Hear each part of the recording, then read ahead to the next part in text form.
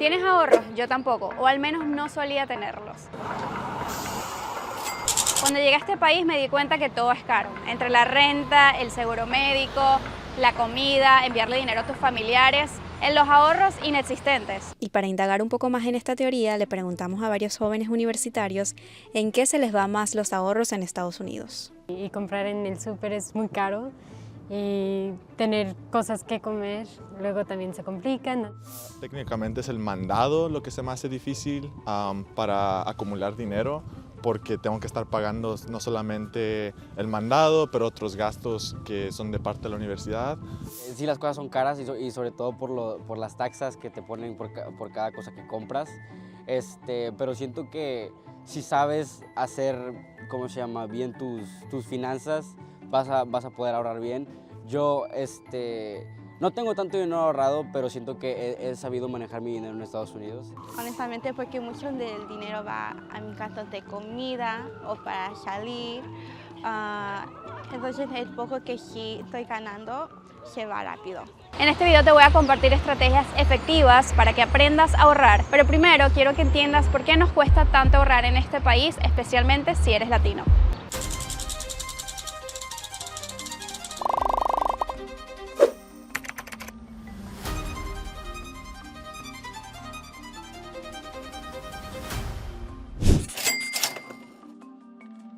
Si eres inmigrante, muchas veces no tienes la red de contacto y tampoco sabes cómo navegar el sistema de búsqueda de empleo. Además, muchas veces nuestros títulos universitarios no son válidos en países como Estados Unidos y eso nos dificulta conseguir un trabajo con buenos beneficios como un seguro de salud, acceso a vacaciones pagadas y también una cuenta de jubilación. Más del 50% de los latinos no tienen ni siquiera $500 ahorrados en sus cuentas para una emergencia o un imprevisto. El costo que enfrentamos los latinos a la hora de pagar el alquiler puede ser la mitad o más de la mitad del salario. Según Sumper, a nivel nacional, un apartamento de una habitación está alrededor de $1.500 este año. Y si también quieres comprar una casa, vas a enfrentar altas tasas de interés si no tienes un historial crediticio. Esto muchas veces nos hace ser presas del predatory lending. Eso significa que tienden a darnos peores tasas de interés para la hipoteca o para comprar una casa. Y esto muchas veces sucede por no manejar un inglés avanzado o por no tener una buena educación financiera. Y es que es difícil, tenemos que conocer un montón de términos financieros como historial de crédito, tasas de interés, fondos mutuales y mil cosas más. ¿Y sabes qué es un fondo de retiro? No sé qué es un fondo de retiro.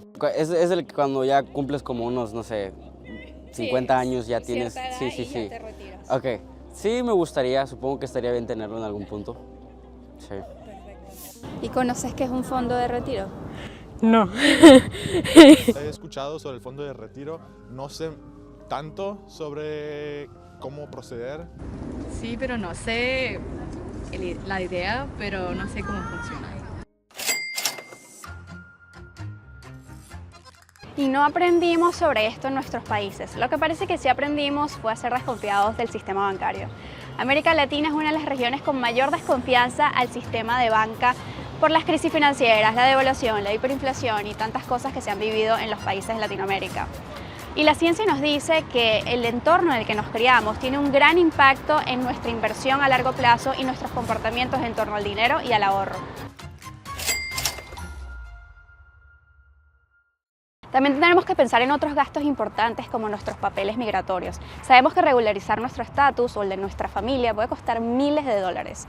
Y solamente el costo de un abogado de inmigración para hacer una consulta te puede costar entre $150 a $300. Y las remesas familiares también son un gasto súper importante. Muchos nos vamos del país para ayudar a nuestros familiares y padres y eso significa que al mes les enviamos cientos de dólares. Y eso con el tiempo se puede convertir en mucho dinero. Ya que tenemos una visión de cuáles son los obstáculos para ahorrar, ¿cómo realmente lo podemos lograr? Hablamos con Julio Cañas, quien es estratega financiero con más de 16 años de experiencia y nos va a explicar cómo hacerlo. Muchas personas van por la vida recibiendo sus ingresos, bien sea por la vía salarial o por la vía de sus negocios y sus oficios, pero nunca tienen plena claridad de exactamente cuánto están gastando y ahí es donde empiezan los problemas. Entonces el paso número 1 de nuevo es tener claridad y la claridad se logra a través de un adecuado monitoreo de las finanzas y la implementación de una herramienta que se ha utilizado por muchísimos años, pero muy pocos la implementan, que es un presupuesto. Y ahí hay un reto, porque cuando hablamos de presupuesto, normalmente la palabra genera rechazo, porque cuando hablamos de presupuesto, la palabra se parece mucho a nivel psicológico a la palabra dieta. Y es que un presupuesto no es una herramienta restrictiva, es una herramienta de dirección, es una herramienta de claridad, es una herramienta de planificación financiera.